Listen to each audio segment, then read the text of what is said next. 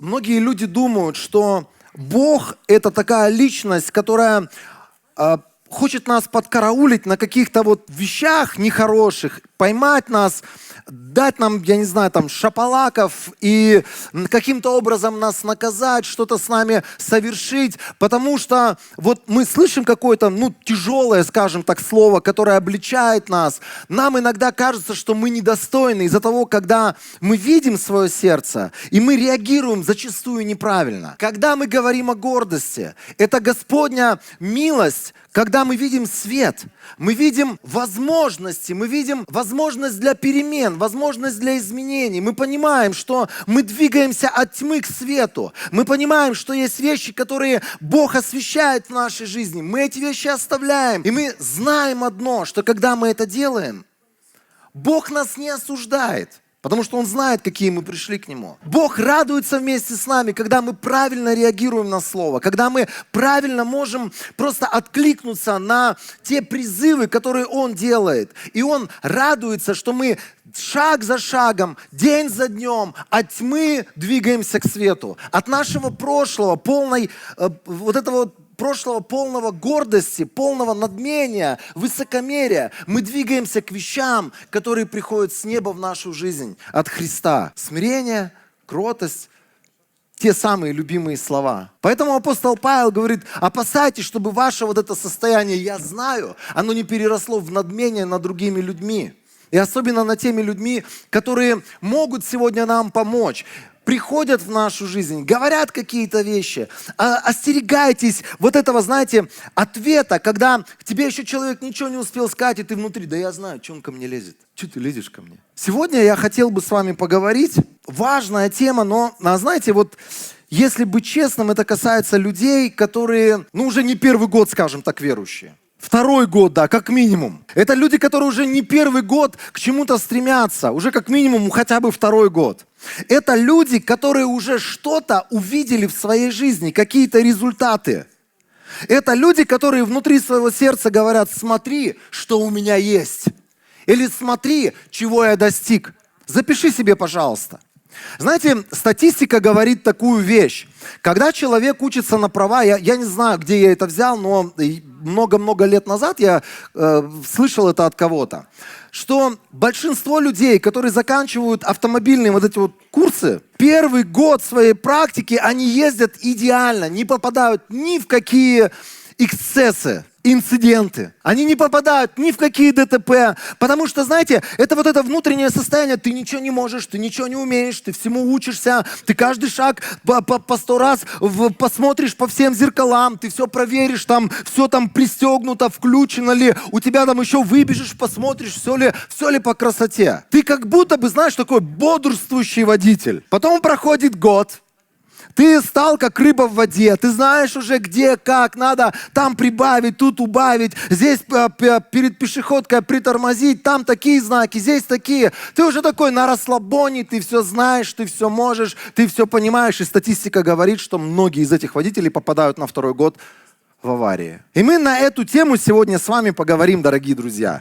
Когда у тебя ничего нет, когда ты только начал какие-то свои первые шаги, вспомните, многие из нас, мы такие: ты пришел в профессию, ты ничего не знаешь, к примеру, ты бариста, тебе показали какие-то вещи, там по секундомеру ты отмеряешь что-то, там граммаж каждый взвешиваешь, со стороны смотришь, правильно, неправильно, зерно это нюхаешь, я не знаю, что ты там делаешь. Весь процесс, которому тебя обучали, ты это делаешь. Потом проходит время, да, вот как баристы многие, какой секундомер, какой граммаж, уже все на изи, потому что я знаю, я могу, у меня там уже 400 чашек, там я каждый месяц варю вообще на изи, это для меня вообще не проблема. То же самое, это касается нашей духовной жизни. Когда мы пришли ко Христу, мы же такие, знаете, мы все смотрим в Писание, что Писание говорит, а как бы Иисус поступил, а как то, а как это. Мы там, например, слышим, что какое-то собрание, я бежу к вам. Сейчас прибежу. все брошу, все оставлю, я бегу, бегу, бегу, потому что я хочу, я жажду, мне все надо. Потом проходит какое-то время, я уже знаю что-то, у меня уже что-то получается, уже какие-то вещи, я уже, знаете, как бы на опыте, я на опыте. И вот опыт с нами играет иногда совершенно злую штуку. Опыт – это классно. Но этот же опыт может с нами сделать совершенно страшную вещь. И мы можем попасть в большие проблемы. Давайте первое место Писания. Я хочу, чтобы мы посмотрели. Недавно я напоролся на нашем канале на проповедь, которая называется «Бульвар независимости». И потом я посмотрел, еще, оказывается, есть примерно похожая проповедь на этом же канале. Я послушал эти две проповеди, там история царя Навуходоносора. Вы все эту историю знаете, те, кто читал Библию. Это книга пророка Даниила, 4 глава, с 26 стиха. Знаете, вот когда мы читаем эту историю, это история падения человека, это история большой беды. И сегодня я поделюсь несколькими историями большой беды, которая случилась на моих глазах. Я думаю, вам будет интересно. И знаете, вот такие истории чаще всего случаются с людьми, которые уже что-то могут, у которых есть какие-то знания, которые эти знания практиковали, они что-то достигли, они к чему-то пришли. Но когда они увидели результаты своего труда, результаты или достижения, к которым они пришли, они совершенно неправильно среагировали. И это то, что характеризует гордое сердце чаще всего. Смотрите, что происходит с мужчиной неземной красоты из книги Даниила. 4 глава с 26 стиха. Царь Вавилонский, Навуходоносор. 12 месяцев спустя, когда царь гулял по крыше царского дворца в Вавилоне, а до этого, помните, предупреждение было год назад. Он вызвал пророка, и пророк ему сказал некоторые вещи из его жизни. И он сказал: царь, не гордись, не надмевайся, потому что все, что ты имеешь, пришло от Бога. Друзья, вы же помните, да, что все добрые дары в нашей жизни, они от Бога. Помните? Иакова, 1 глава, там сказано так, что все твои дары, все твои скиллы, все твои возможности, то, что ты сегодня, может быть, имеешь в своей жизни, вот любое добро, это то, что пришло напрямую от Бога. Нам нечем хвалиться. У нас нет ничего такого в руках, что пришло бы от нас самих. Это все от Бога. И вот фактически из книги Иакова Даниил предупреждает этого царя. И он ему говорит: царь, красавчик, но не гордись. Не присваивай славу, не присваивай то, что было сделано Богом, не присваивай это себе. И это одно из самых страшных состояний. И это касается людей, которые уже к чему-то пришли. Когда они начинают присваивать достижения, заслуги, что у них что-то получилось, у них прекрасный брак, у них верующие дети. Я вот в 50 лет не болею, а там тогда-то болел. Вот я красавчик, физкультурой занимаюсь, не курю, не пью. И ты сам себе это все присваиваешь, сам не замечаешь. И вот он выходит вечерочком в Вавилоне, во дворце, смотрит на свой город и говорит: разве не я воздвиг этот великий Вавилон? Да, это был он. Это правда. Он был инициатором того, чтобы происходили перемены, строились дороги, запускались троллейбусы. Все это было за ним. Но знаете, когда он увидел результаты, достижения, каков я красавчик. Как это часто с нами происходит. Мы сами не отображаем. Когда мы что-то, к чему-то шли, и вдруг мы достигли. И мы как будто бы в голове своей говорим: ну, красавчик, Денис, можешь же, когда хочешь. И мы сами не замечаем, как мы присваиваем себе славу того, который совершил это чудо. Вспомните, как мы молились и говорили: Бог, сделай чудо, спаси, соверши, сокрушишь, сделай какие-то невероятные вещи. Мы к небесам орали. А потом, когда получилось: какой я красавчик, каков я. И он, знаете, вот здесь говорит, 3 раза он себя вспоминает. Он говорит: не я ли воздвиг этот великий Вавилон, город царский? И дальше он говорит: своей могучей силой. Я могу, я способен, мои скиллы, мое влияние, это все я, это я. И дальше написано так: своей могучей силой и во славу своего величия. В одном маленьком предложении 3 раза. Я крутой, я могу, я достиг, я пришел. Это все я. Друзья, иногда мы не замечаем, когда мы смотрим на вещи, которые в нашей жизни получились, у нас что-то случилось, мы в чем-то прорвались, у нас вместе с Господом там мы боролись за какие-то вещи, и вдруг мы видим, случилось. И потом вместо того, чтобы поднять руки к небесам и кричать хвалу Богу, благодарить Его за то, что Он сделал в нашей жизни, я красавчик. Называй меня теперь Денис Викторович. Я теперь не просто какой-то Денис, могучей силой своей. Я построил, я создал, я смог, я достиг. И мы сами не понимаем, где это происходит с нами. Вроде недавно юноша поклонялся Богу, искренние слезы текли. Вроде вопил к небесам, самый смиренный человек. И ты не понимаешь, проходит какое-то время, этот человек превращается в такого профессора, который все знает, который все может, всем советы раздает. На любой вопрос у него всегда готов ответ. Он просто, куда бы он ни пришел, он говорит: смотрите, что я могу, что я достиг, кем я стал. Где эта грань? Что с нами происходит? Вы все помните, чем закончилась история этого человека? 7 лет. Жрал траву. 7 лет ему говорили: чу. К нему как ослу относились. И Библия говорит, до тех пор, пока он не понял, что богатство, славу, царство, власть, величие – это все приходит от Бога. Пока он не понял, кто является источником любого успеха в его жизни. Друзья, нам не нужен такой путь, правда? Если ты сегодня двигаешься куда-то в сторону какого-то успеха, и ты хочешь в чем-то прорваться, ты хочешь к чему-то прийти, никогда не забывай, кто является источником этого успеха. А особенно я тебе говорю сегодня на твое будущее. Когда ты придешь к этому успеху, когда ты будешь, почивать на лаврах, как этот мужчина, который оборачивался назад и думал: надо же, когда-то здесь была пустыня, здесь бегали верблюды, жрали колючку, а сегодня прекрасный город. Не я ли?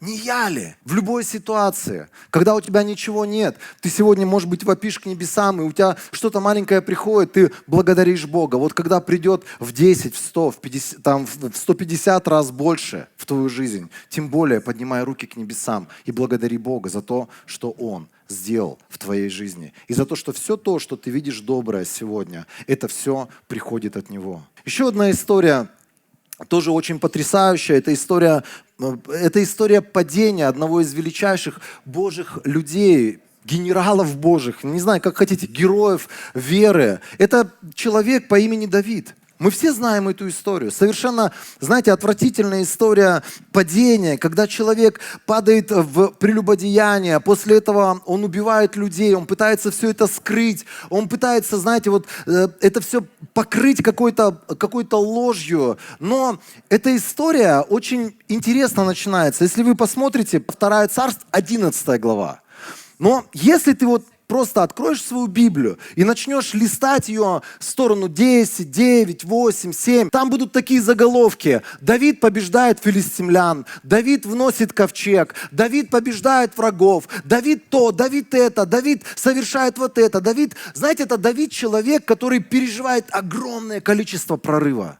Побед всеразличных. У него все получается. Он двигается за Богом, он двигается к каким-то достижениям. У него есть огромное количество целей. В конечном итоге самая большая цель, которая у него была, построить храм.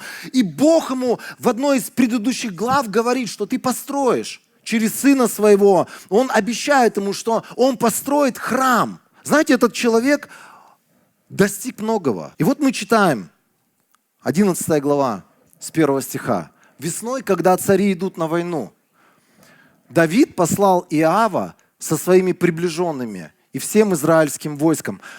Почему люди, которые 20, 30, 40 лет верующие, знают все, попадают в такие страшные ловушки под названием прелюбодеяние, развод, убийство. Почему? Вроде бы он все знал, он все понимал, что случилось. И вот здесь как раз-таки корень того, что случилось с этим человеком. Вот знаете, вот когда человек падает в какие-то грехи плоти, чаще всего за этим стоит невидимая сила, которая называется гордость. Потому что Писание говорит, придет гордость, придет и посрамление. За падением прежде приходит гордость.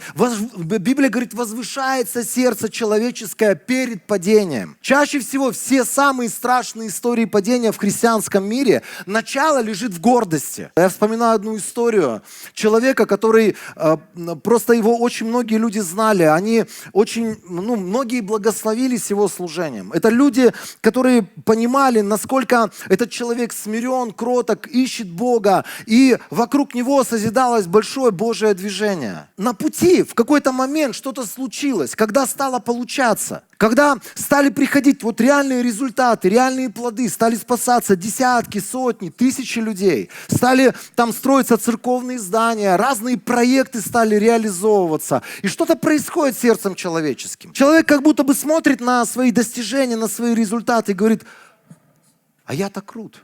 Я-то крут. И потом в голове у этих людей рождаются совершенно дикие, просто совершенно дикие какие-то истории. Там развестись со старой женой, потому что она слишком старая для тебя. Найти себе помоложе, покрасивее, там, с более другим телом. Когда люди просто попадают в какие-то, просто ты думаешь, как? Что произошло? Как это могло быть? 30 лет он шел, 30 лет он двигался, и потом что-то, и знаете, все пошло прахом. И я вспоминаю историю вот подобного человека. Это реальный человек в христианском мире. И когда у него начались трудности, и эти трудности сначала, знаете, вот гордость видят все, кроме нас самих. И вот близкие люди ему стали какие-то вещи говорить, замечания делать, стали говорить, что ты, вот здесь не прав, там не прав, тут не прав. И этот человек поставил себя в оппозицию всем, потому что он самый крутой. И в том числе это было вместе, против жены, и жена стала казаться ему врагом, и фактически брак стал разваливаться. И специально Бог прислал совершенно из другой страны человека, который 50 лет верно служил Господу. Человек очень известный в христианских кругах, пятидесятническом мире. И он приехал для одной цели, купил за свои деньги билет, приехал для одной цели, чтобы встретиться с этим человеком Божьим и сказать ему, остановись, ты на опасном пути, у тебя проблемы, которые приведут к краху твоего служения. Знаете, этот старый человек, очень мудрый, Богом посланный в жизнь этого человека Божьего, он приехал к нему и говорит, брат, я купил билет, я прилетел к тебе ради одной цели, чтобы остановить тебя в тех путях, на которых ты сейчас находишься. У тебя развалится семья, ты потеряешь свое служение, у тебя рухнет церковь из-за того отношения, которое ты сегодня имеешь. И знаете, что этот человек сказал? Знаете, что гордость в такой момент говорит? Он говорит, а ты кто такой вообще? Посмотри, что я достиг. Посмотри, что есть у меня за моей спиной, а что есть у тебя. Сколько последователей, сколько этих фолловеров у тебя там в твоих соцсетях, сколько у тебя просмотров. Знаете, сегодня люди, они стоят на этом, и они этим хвалятся, они этим гордятся. И приходят другие люди, Богом посланные, для того, чтобы помочь, для того, чтобы выровнять их пути. И эти люди вместо того, чтобы принять, они говорят, кто ты такой? Смотри, кто я. И когда у тебя будет столько тысяч людей, как за мной сейчас стоят, тогда придешь, и мы с тобой поговорим. И на этом все закончилось. И потом произошла совершенно трагичная история целого Божьего движения. Когда вскрылись такие злоупотребления, когда вскрылись такие просто невероятные вещи, о которых люди даже не подозревали. И гигантское движение превратилось... И знаете, эта история, можно вот просто брать эту историю, которую я сейчас рассказываю, и, например, к нашей стране применить. К любой другой постсоветской стране применить. Практически везде на территории постсоветского пространства эти истории как под копирку написаны. И ты думаешь, что произошло? Как так? Каким образом этот человек, который стоял, он упал? Потому что гордость зародилась глубоко в сердце. И сначала ее никто не видел. А потом она стала очевидной для многих людей. К сожалению, не для этих людей, которые... очень сильно грохнулись. Друзья, знаете, вот когда мы говорим о гордости, это такая вещь, в которой нам не просто надо бодрствовать, Нам не просто надо, не знаю, как-то там бояться этой гордости. Самая нормальная молитва – это просто говорить: Бог, вот Он я, какой я есть. Испытывай мое сердце. Говори в мою жизнь, говори через людей, говори через обстоятельства, говори через жену. И знаешь, когда ты открыт, люди будут тебе говорить, они будут тебя корректировать. Вот когда тебя кто-то корректирует, никогда не тормози, не упирайся в своей правоте. Просто скажи: спасибо тебе, брат. Ты приехал, ты сказал мне эти слова. Ты лети домой, я буду молиться, я буду проверять свое сердце, я буду искать Бога, я возьму пост, я смирю свое сердце, чтобы понять и услышать то, что ты доносишь сегодня до меня. Знаете, вот здесь вот история падения Давида, она здесь вся прописана. Это история, когда сердце Давида, с ним что-то случилось. Библия говорит, все ушли на войну. А тогда царь возглавлял всегда свою армию. Но Давид остался дома. Знаете, вот когда у тебя все получилось, ты все можешь, ты такой крутой, у тебя там куча своих военачальников, ты уже можешь просто вот в этой суете не участвовать. Там есть ребята, которые все порешают. Не лезьте ко мне. И знаете, вот состояние самое интересное, которое Библия говорит, что Иоав ушел с армией, они нанесли поражение аммонитянам, осадили их главный город Раву. Давид оставался в Иерусалиме. Все на войне, он дома. И однажды вечером, вот я хотел бы, чтобы вы подчеркнули это где-то у себя. Однажды вечером, поднявшись с постели, он болел? Нет, он не болел. Это было бы написано, что он был болен, поэтому на войну не пошел. Что с человеком случилось? Библия говорит, однажды вечером, поднявшись с постели, Давид прогуливался по крыше своего дворца. Вам ничего не напоминает эту историю? Эта история. Мы только что читали про одного мужчину, который прогуливался по террасам своего дворца и смотрел налево-направо. Это уже не тот мальчишка, знаете, с прощой, который готов биться до победы. Это уже не тот мальчишка, который льва и медведя побеждает. Он уже все может. Он уже царство завоевывает. Он уже достиг. Он уже столько всего сделал. Это состояние, вот это вот самодовольство, когда ты уже к чему-то пришел. Как будто бы у тебя потерялась жажда, голод по каким-то новым свершениям. Как будто бы у тебя потерялось желание достигать что-то новое, какие-то новые высоты. Ты уже просто покоишься на лаврах. У тебя все получилось в твоей жизни. Друзья, это такое опасное состояние. Он увидел купающуюся женщину. Женщина была очень красива. И все, можно не продолжать. Вот здесь история началась. Да что эта женщина красивая, 1 500 000, я их видел в своей жизни. Я вот так мимо проходил на изи, вообще меня это все... Ребят, меня вообще эти ваши вещи не касаются. Я не блудник конкретно. Я с детства в церкви. В моей-то жизни этого не случится. То, что там Денис сейчас рассказывает, у меня такая страсть, я хочу сегодня достигать. У меня столько идей, целей, которые я хочу воплощать. Мне жизни не хватит. Писание говорит, что совершенно печально закончилось вот то, что здесь начиналось прикольно. Вот это состояние, когда мы что-то достигли, у нас что-то получилось, оно, к сожалению, иногда приводит нас... Кто-то благодарит Бога, ставит новые цели, двигается дальше. А кто-то начинает на лаврах почивать. И потом ты слышишь этих людей, которые учат других. Смотри, что у меня есть, смотри, к чему я пришел. Будешь вот такой, как я, будешь делать то, что я тебе говорю, у тебя будет то же самое. Тебя слушать. То же самое, что у тебя есть. Да ты крут в своих глазах. Одно местописание из 7 посланий церквям. Лаодикийской церкви, наверное, это самое тяжелое послание, которое было сказано от Бога церквям. Он говорит такие слова. Ты говоришь, я богат, я много приобрел, и мне уже ничего не надо. Откровение 3 глава 17 стиха. Смотрите, риторика какая, друзья. Он говорит, я богат, я много приобрел, и мне уже ничего не надо. Это состояние самодовольного человека, который достиг. И помните апостола Павла, который в послании филиппийцам в 3 главе говорит, я не почитаю себя достигшим, в конце жизни он это говорит. Он знает, это послание из тюрьмы написано, из которой он фактически не вышел. Это конец его жизни. Он пишет такие слова, он говорит, я не почитаю себя вообще что-то знающим, понимающим, достигшим. Я продолжаю стремиться к Богу моему. Я продолжаю каждый день взывать к небесам. Я продолжаю каждый день прорываться, побеждать вместе с Богом. А здесь совершенно другая риторика. Он говорит, я достиг, у меня уже есть.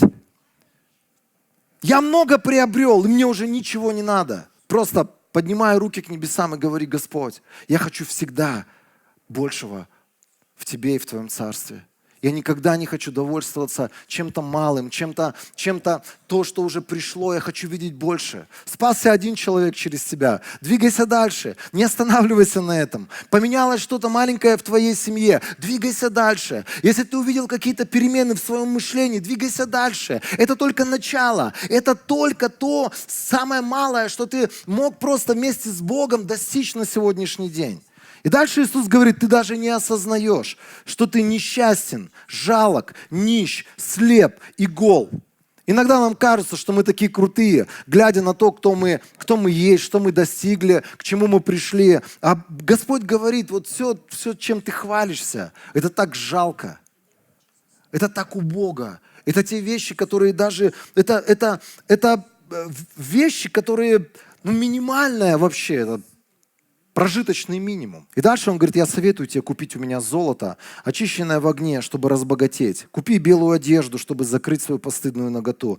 Купи глазную мазь и помажь свои глаза, чтобы ты мог видеть. Тяжелейшее на самом деле послание для той церкви. Друзья, пусть наши сердца, они будут открыты сегодня для Бога, как будто мы на самом деле ничего не знающие. Как будто бы у нас ничего нет по-настоящему. Я поднимаю руки к небесам и я говорю: Господь, я ни на что не способен без Тебя. Я пустое место. Я глупое создание. Я реально, я молюсь иногда там за проповедь, я говорю: Бог, если Тебя не будет, если Ты не будешь говорить слова, вся моя мудрость, там этот опыт какой-то или какие-то знания, которыми я владею, это все ерунда полная. Я полностью завишу от Тебя. Если ты сегодня видишь, что ты что-то достиг, просто поблагодари Бога за это и скажи: Бог, двигай меня дальше. Я хочу быть как человек, который ничего не имеет в своей жизни, который продолжает стремиться к большему, который продолжает жаждать Бога, желать Бога все больше и больше в своей жизни. Знаете, вот что происходит с людьми, которые 20, 30, 40 лет в церковь ходят? У них теряется голод по Богу, у них теряется голод по тому Творцу, который может и который хочет менять все. И он продолжает же хотеть, и он продолжает желать каких-то перемен в нашей жизни. Но мы уже достигли. Мы уже достигли. Я уже везде был, я уже всех видел, у меня уже есть там 200 тысяч подписчиков, у меня то, у меня все, я такой крутой. Все, с этого момента, как ты только так подумал, ты сказал такие вещи, ты встал на очень трудный путь. Друзья, мне нравится, например, я не раз говорил, мне нравится в посте принимать вечерю, потому что это самый вкусный хлеб. Например, когда ты 3 дня постишься, и потом ты кушаешь эту булку, которая стоит там 15 сомов, ромашка, она во всех магазинах продается, она безвкусная на самом деле, но когда ты ешь ее, из-за того, что ты голодный, из-за того, что этот хлеб, он пахнет по-особенному. Этот хлеб по-особенному, знаете, особенный вкус имеет. Ты его ешь, и ты просто наслаждаешься этим. Ты прочувствуешь, как будто твое тело чувствует каждую вот крошечку этого хлеба. И потом ты запиваешь этим соком, и ты думаешь: Господи. Каждый раз я думаю: Стас, где ты берешь такой вкусный хлеб и такой вкусный сок? Знаете почему? Почему мы можем наслаждаться по-настоящему Богом, Божьим присутствием, какими-то Божьими свершениями, маленькими какими-то чудесами. Мы можем, как малые дети, этому радоваться. Знаете почему? Только потому, что мы голодные поэтому. А как только мы уже что-то имеем, мы что-то получили, у нас что-то случилось, у нас что-то получилось, мы говорим: да это мелочь. Да что ты радуешься, как дитя малое, прыгает тут, хвалу воздает. Что ты нашел, о чем радоваться? Вот у меня. Давайте помолимся сегодня одной простой молитвой. Пусть это будет молитва нашего сердца. Как апостол Павел в послании Филиппийцам 3 главе, он говорил: я не почитаю себя достигшим. Я не почитаю себя к чему-то пришедшим. Я не почитаю себя что-то имеющим. Я не почитаю себя человеком, который, вот знаете, вот просто уже плоды имеет, может всем сейчас эти плоды показывать и указывать, как жить. Он говорит: я продолжаю голодать и жаждать по Богу своему. Я продолжаю хотеть Бога, Его славы, Его чудес, Его свершений, Его невероятных вещей. И пусть это будет молитва ежедневная, постоянная, когда голод в твоем сердце не только по хлебу, и ты чувствуешь потом каждый кусочек, а голод по Богу, по Божьей славе, Божьему присутствию, Божьим ответам. Ты стремишься к каким-то вещам, и потом ты видишь что-то малое, и ты счастлив, и ты видишь, Бог есть, Он делает, Он совершает, Он невероятен. И вся твоя жизнь, она потом полна жизни Божьей, счастья и радости. И не надо никому потом тебе говорить, давай будем радоваться, давай будем счастливыми верующими. Это будет внутри тебя, потому что ты голодал, ты получал от Бога, и ты видел, как Он мало-помалу делает и продолжает делать в твоей жизни невероятные чудеса. Закрой свои глаза, давай поднимем руки свои. Небесный Отец, сегодня мы воздаем Тебе честь и славу за то, что все доброе в нашей жизни только от Тебя. Мы понимаем, кто подаятель всех благ. Мы понимаем, откуда все приходит. Мы понимаем, что Ты Бог, совершающий невероятное и невозможное. Господь, и Ты до сегодняшнего дня довел свой Божий народ и свою церковь. И многие из нас мы уже видели невероятное. Господь, но сегодня вечером мы говорим, мы не хотим почитать себя достигшими, к чему-то пришедшими, что-то понимающими, знающими. Мы не хотим, Господь, быть людьми, которые уже не голодные и не жаждущие. Мы не хотим быть людьми, которые внутри своего сердца почивают на лаврах, в каком-то самодовольстве, в самонадеянности, что я настолько крут, я что-то могу, и у меня уже в жизни что-то есть. Господь, я молю Тебя, чтобы нам каждый день предстоять перед Тобой как людьми, которые как будто бы только вчера уверовали, которые ничего не знают, ничего не могут и полностью зависят от Тебя. Господь, дай нам благодать.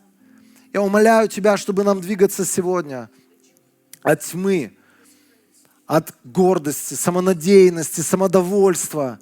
Двигаться, Господь, к полной зависимости от Тебя. Господь, пусть нужда по Богу умножится в наших жизнях. Пусть жажда и голод по Богу умножится в наших жизнях. Пусть огромное желание вместе с Тобой достигать новые уровни, новые высоты, новые цели, новые встречи, переживания, новую славу. Господь, пусть это будет самой большой страстью наших сердец. Господь, и пусть это не то, что никогда не угаснет, пусть это с каждым годом только разгорается. В сердце каждого служителя. Господь, в сердце каждого, кто сегодня слышит это послание, я молю Тебя, раздувай внутри нас эту Божию благодать, чтобы нам перед Тобой все больше и больше быть не знающими, не могущими, не понимающими, не достигшими. Дай нам Божию милость, Господь, во имя Иисуса Христа. Воздаем Тебе сегодня всю славу и честь. Господь, мы стоим сегодня пред Тобой, как люди, ничего не могущие, ничего не знающие, по-настоящему ни на что не способные своими силами. Господь, это такая глупость думать, что сила нашей руки что-то поменяла в финансах. Это такая глупость, что сила каких-то наших убеждений кого-то спасла. Господь, это такая глупость, когда приходят люди с вопросами, и на все вопросы мы на изи раздаем ответы. Мы знаем, как жить, мы знаем, куда идти. О, Иисус, я умоляю Тебя, пусть во многие сердца вернется и голод, и жажда, и настоящая страсть по Тебе самому. Господь, как в тот самый день, когда мы уверовали, когда мы просто читали запоями Твое Писание, когда мы молились, и никто не мог остановить нас молиться на языках. Господь, когда из наших уст текла хвала и днем, и ночью. Я умоляю Тебя во имя Иисуса. Пусть любое самодовольство, Господь, любое самоуспокоение, Отец, оно просто будет вытеснено новой жаждой и новым голодом по Тебе самому. Во имя Иисуса Христа.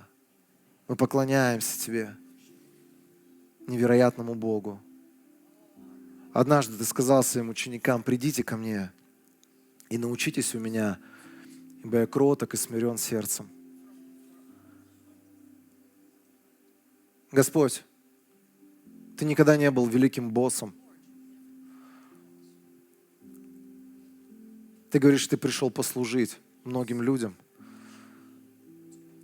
Господь, я умоляю Тебя, чтобы нам не превращаться в этих великих боссов, больших начальников, достигших людей, людей, которые чем-то управляют, что-то могут. Господь, я умоляю Тебя о том, чтобы Христос, кроткий и смиренный, был бы перед нашими глазами, этот Божий пример Твоего смирения до смерти на кресте. Господь, пусть этот пример стоит перед нашими глазами в любой жизненной ситуации во имя Иисуса Христа. Благодарим Тебя. Аминь.